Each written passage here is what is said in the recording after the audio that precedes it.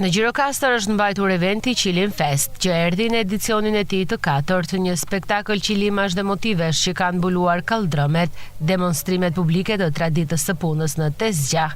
Disa prej qilimave të ekspozuar në pazar janë realizuar që prej fillim shekullit të kaluar si pjesë e një tradite, po aq të vjetër sa qyteti. Pjesëmarrëse në këtë event artizania Eli Zhulati po ju mëson nxënësve të qendrës kulturore se si bëhen qilimat. Tuar është edhe një ambient i vogël me qylimloj, po e themi kështu, me fëmijët e qytetit, po jo vetëm, edhe një pjesë e fëmijëve të qendrës kulturore Fato Berberi, të grupit të qëndisjes. Hapat e para se si mund të punohet në tezja, po këta janë të vegjël dhe nuk mund t'i vëmë në tezja, po diçka të vogël dhe ata e fillojnë edhe ndoshta e mbarojnë në shtëpi. Jam duke bërë një qylim. Edhe më pëlqen shumë kjo punë, e gjej shumë të bukur. Edhe më pëlqen shumë si bëhet kjo traditë. Mendoj se është shumë traditë e bukur dhe duhet ta ringjallim prapë. Shumë e lehtë.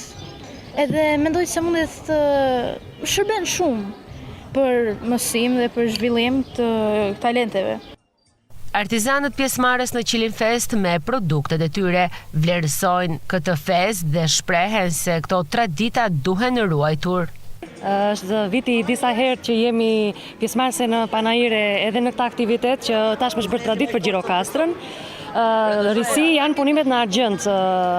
Nga tradita e argjendit të Prizrenit kemi bërë një lloj binjakëzimi edhe materialin e parë e kemi zhndëruar në stoli të veçanta për të jeshmuar femrën. Tani me që filloi prap kërkesat që duhen, i kisha gati e grita tezgjan dhe kam filluar prap. Dhe kemi vazhduar, ka qenë mjet që na duhej patjetër.